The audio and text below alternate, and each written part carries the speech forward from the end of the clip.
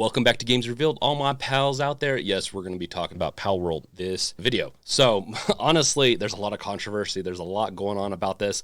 It's a fun game, but does it deserve everything that's being thrown at it? All the love, money, or all the controversy, hate? It's a fun topic, so make sure to stay tuned for the whole video. And at the end, I will give you kind of my take on the whole thing and what's going to happen. And honestly, it's probably going to leak out throughout the whole video. As with most of my videos, I'm like that. Before we get into it, though, make sure to like, subscribe, bash that bell with your crowbar, and yeah, help support the channel. Memberships get access to special exclusive videos that include podcasts and also some thoughts on certain topics that I don't normally post about. And sometimes fun stuff, like we did like a KFC challenge, but enough of that, enough chilling for myself. Let's get into this topic. So, Palworld, it was released January 19th, 2024. It sold over 8 million copies within the first 6 days, making it one of the biggest, if not the biggest, launches in Steam's history. And it still continues to grow. It was one of those things where it started and I'm like, okay, this is interesting. We'll see where this goes, because it wasn't a game that I was really expecting to go far. But that's on me. I'm not the biggest Pokemon fan, even though I do enjoy the universe and that my son enjoys it, but I don't really get it fully. It's cutesy animals, fun, but what I do get is survival games where you have to build stuff up like an Ark. I get that. So once it clicked for me what it was, then I'm like, okay, these cells make sense. We're going to go over controversy number 1. And then there's a couple more after that. The first controversy is Pokemon and intellectual property. Does this violate what is already out there by Pokemon? Are these just Pokemon with a special name behind it? And it's like, is the game's visuals, is the famed Pokemon and characters in this, is it the same as the franchise? Well, first off, they're called pals, I should say that. You might catch me making the mistake of calling them Pokemon. Even when I play the game, I call them Pokemon because, and this might not be a good case for Palworld, but they just remind me of Pokemon, and it's easier than pals. I don't know. I don't necessarily like calling them pals. Like, hey, pal, how's it going there, pal? I'm going to just go ahead and enslave you, pal. You don't really, like, capture pals. They're usually friends, but I digress. Yeah. There's the similarities, and we're going to get into that more as we get going. But Palworld developer Pocket Pair have insisted that their game is related more to games like Ark than anything in the Pokemon franchise, which, I mean, we could probably disagree with a little bit. It's okay to have iterative designs and games, books. Pretty much any medium out there has iterations from past cult classics or whatever it is, games, movies, etc. Books and stuff that were 100 years ago are not the same as they are today. We've built on top of those, and in my opinion, depending on what it is, they're better because of it. It's like cultural evolution in some ways where we build on top. I digress once again. It's just an interesting concept of, are these Pokemon? And yes, they do look kind of like Pokemon, and there's usually like a little pal for each Pokemon. They're similar, but not quite. I do think some people go a little hard, like the Palworld developers, and saying, oh, it's more like Ark. It's yes and no. It's very different. We wouldn't have gotten anything from the Pokemon franchise like this game. So to be fair, you got to give it to Palworld. But you really can't say there's no similarities. But how much does Pokemon have on cute animals? So some of the animals, like the sheep, are not that similar to anything that Pokemon has. But beyond that, there's a lot of different ones that are similar and not, because some of them are really big. It's interesting. I guess I'm leaking a little of my opinion on this, but let's continue on to another part of this controversy, which makes it even worse. Despite the success of Palworld and Pocket Pair's claims of not copying Pokemon, some Pokemon fans have been outraged and even gone as far as lobbying death threats at Pocket Pair. And I do not like the death threat thing that's going on lately. People pretty much seem like they want their voice heard, and the only way to do that is to threaten death upon people. And honestly, most of these are just empty threats. but it doesn't really make for a safe society, and it kind of makes you look like an asshole, to be honest. If you're threatening people, it kind of makes you look small and not a very, in my opinion, intelligent person. It can get you in a lot of trouble. It's not smart. Don't do it.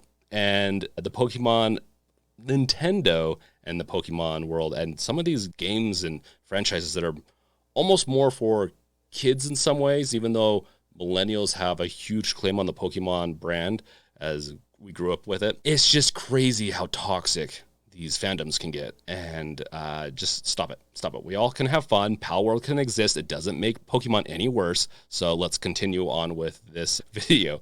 In an interview with Automation, the CEO of Pocket Pair, Takuro Mizobi, said, "We make our games very seriously, and we have absolutely no intention of infringing upon the intellectual property of other companies."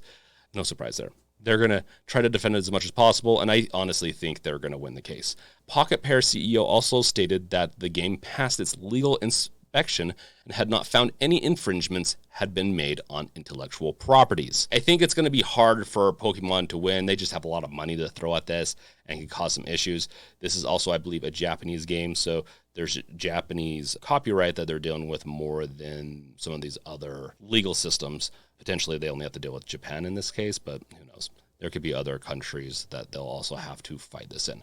The Pokemon Company finally released a statement on January 24th, 2024, stating, "We have received many inquiries from angry fans," I added that part, "regarding another company's game released in January 2024. We have not granted any permission for the use of Pokemon intellectual property or assets in that game. We intend to investigate and take appropriate measures to address any acts that infringe on intellectual property rights related to the Pokemon.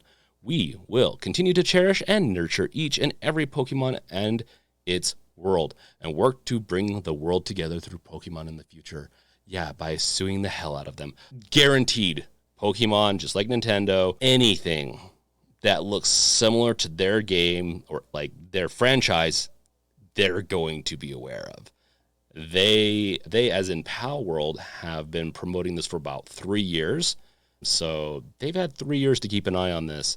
And it's kind of funny because I'm sure they had a ton of people just messaging Pokemon Company saying, "Hey, these people are having fun over here. We need you to ruin their fun. They've got to be using some of your assets," which obviously they're not. I mean, the iterations are similar, but they're not Pokemon assets, at least that we know of. So it's kind of bizarre that it's not really, I guess, that they released something like this, but it is still, they wanted to appease the people that are mad in the Pokemon world, and this is what we got from it. So at the end of the day, we'll see what the company does, but I really don't think they have a lot of standing.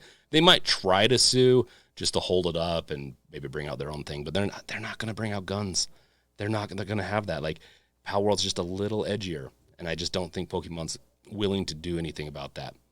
While the Pokemon Company has not threatened or taken any legal action against Pocket Pair, they have stated that they will go after mods to Palworld that substitute in actual Pokemon characters into the game, which sucks because they're free. It's not like the person's making any money, but it is infringing on their trademarks. I'm sure each Pokemon's trademarked and its visuals and stuff like that. They're pretty good mods, but honestly, once again, not the biggest Pokemon fan, so I'd rather just have the Palworld skins, and it's fine how it is. But it is interesting that the Pokemon Company is going really hard after these, and there was a modder who released a video, announcing his release of his mod and everything like that, and it was DMCA'd, and everything was taken down, and they're like, "They're after me. They're after me." So we'll see what happens with that. Nexus has stated that it won't host Palworld mods for fear of backlash from Nintendo, and that's a hosting service. We'll see if other hosting services allow for it or not. At the end of the day, if you really want to host it yourself, you can do self-hosting of your servers. So it's not like it's taking away your agency to do that, but just be aware that there's going to be some backlash, and this is going to probably be a fight for the next year with the Pokemon Company, maybe Nintendo and all that. So, yeah, it is what it is. Okay, let's get into controversy number 2, as this is a little bit longer of a video than I thought it was going to be. Controversy number 2 for Palworld is too similar to other stuff on the market. Palworld has also received criticism for being another base builder game in the market saturated by the genre, which, to be fair, if it was saturated, we wouldn't be getting more of these. People want different ways to build their bases, to build their worlds, to investigate and explore and adventure the worlds. So it's definitely one of those things that I've seen people say, oh, it's another world builder or base builder or whatever it is. We only have so many genres we can build in, and so this is one of them, and I think they handle it really well. While the game features many different types of gameplay on top of the base builder concept, it ultimately feels like a mix of different gaming elements smashed together in a mix-match sandwich. And that's a sandwich that I enjoy. Yes, is it weird that I can go out and capture a Pokemon or a pal and then use it to build my base up and enslave it and do weird things with it, like a lot of weird things? Yeah, but you know what? It's fun. And when you mix and match stuff and it's fun, then you win. That's how we do this. In the game dev world, sometimes things are weird, but weird can be really fun and exciting. Now, I wouldn't say Palworld's the best game ever, but what they have here is definitely a nice weird sandwich where you throw mushrooms, grilled onions, and just whatever else on it, and you got something good. The mixing and matching of mechanics and gameplay does give the game its own unique flavor, like I said, and there is an argument to be made that more emphasis on the pals in the game because everything else feels a bit copy-paste. Yes and no. I would say nothing about this game is fully unique. Like, the pals in it, you capture them like Pokemon. So it's very similar to a Pokemon game. And then the base building is very similar to Ark or some of these other games where it's not too creative, but it's the mashing of it, where you get the Harvest Moon aspect, where it's like, okay, I need to do harvesting of some resources. I'm going to have my pals do the harvesting. That's where I think it has a little bit of its uniqueness, and it's working out so far. It's fun. I think what also makes this game kind of fun is that the controversy is a little different than what's on the market. You don't really have controversy as much with some other games, except for 7 Days that may or may not have copied some models from another game, like ripped out the models. That was a huge controversy a few years ago, but they remedied that. Okay, controversy number 3, and this is always a fun one, and everyone is going to expect this. When I was playing this game, I was like, because you can smack the animals around, you can kill them, even though they don't really die per se. Or maybe they do fully, but like because you can get meat from them, but their eyes look like they're just knocked out. PETA has a major problem with this. Surprise, surprise. They do not like you harming animals, and they've called for you to only enslave humans in Pokeballs, and that's not true. They haven't called for that, but they do not like it. The organization PETA even offered a statement about Palworlds. PETA has already heard, and this is a quote from them, heard from many Palworld fans who have no interest in eating pals and want a vegan guide created for the game. It's a veganary after all, and gamers want to help animals by eating vegan in their game worlds and outside. It's probably more of a marketing ploy, and PETA is such a weird company. Like, they're not the most altruistic at times company when it comes to this type of stuff. But yeah, so what? If someone wants to be a vegan in the game, so what? Like, I can eat berries and be fine. Okay. However, the organization seems more concerned with people's interest in staying vegan in game than with the other all-violent nature of the game towards the pals, enslaving them, bashing them up, using them as tools in both developing your base and also taking on other pals and people out there. Yeah. They don't have problems with that. They just want to make sure you're not eating your pals. PETA may also do what they did for other games like Animal Crossing, New Horizon, and create a vegan gameplay guide to keep fellow vegans true to their beliefs in the virtual world. You got to love that. It's like a religion where it's like, who's holding you accountable? If you go and eat a little chicken meat in this game without anyone looking, is the vegan god going to come down and like burn you alive, therefore eating you? Is this like some eldritch horror kind of stuff? Man, Cthulhu stuff. It's always hilarious to hear about PETA, and I had to bring it up because, it's PETA. We always have to have a good laugh every once in a while with PETA. Okay, while they do care about animals, and I do like that, they just get super graphic and super in your face about it. Okay, last controversy, and it's number 4, and this is just as big as number 1. That is generated content. Palworld has also come under fire for its presumed use of AI, and the AI portion of this is more hearsay. Like on Twitter, people like they have used AI. They didn't. I was even in my chat when I talked about this on stream a couple of days ago. There were people that were saying it did happen and it didn't happen with AI generated. Now, here's what I understand so far. The creator or the owner or whatever of Palworld, the developers, have used AI generated content before in the past in another game, not in this game.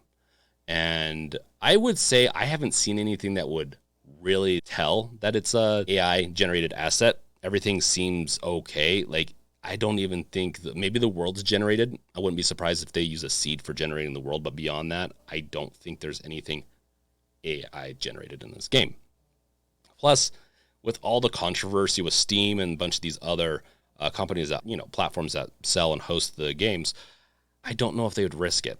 Like, honestly, I don't think they'd spend 3 to 4 years on I think it's around a $6 to $7 million game and just add a ton of AI to it. Now, that being said, we'll see, because AI will be an issue in the future. I just don't think it was used in this game personally. Okay. With that, Palworld is controversial, but it seems to have found success despite them for its wacky and absurd take on the base building genre, making it one of the biggest surprises for 2024 for me. Go out, try it out. We're going to have a server on Games Revealed. It's going to have about 12 slots right now, but if more people want to play, I think we can up it to about 36. So if you're interested, join our Discord, join our community. We're going to be playing Palworld throughout the next few weeks at the very minimum. And we're going to be enjoying this PETA abomination, I guess, where, the thing they're most concerned about is that you just don't eat them, but everything else is fine within it. I'm sure they're going to correct that later. At the end of the day, let me know if you guys think in the comments what you think about all this. Do you think the controversy is warranted? Do you think it's not? Do you think it's unfair that they're being treated so much worse than a lot of other games because of their success potentially? Or do you think the company's not really shady, but slightly shady past has you concerned about the longevity of this?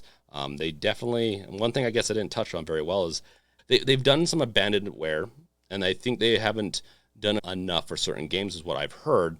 But beyond that, I can't tell you. We don't know, but this game's so big, it's going to be probably hitting $1 billion in sales by the end of the year. I wouldn't be surprised. So they'd be a fool not to continue this cash cow. And so thank you for letting me know what you guys think. That's what I think. I think the game is going to thrive. I don't think the lawsuits are going to, maybe they'll do some settlements or whatever if it gets really bad, but the game's going to survive. It's going to be doing just fine. All the controversies are going to go away. They've gotten so much money, as long as they don't have to do any refunds and they get to keep onto the money up to this point, they could release their own platform and still succeed. So it's a done deal. Thank you guys for watching. Check out my other goodies in the description below to help support the channel, become a member, and get more of my content, even more than some of the other people might get. So thank you for watching. Peace out. Later.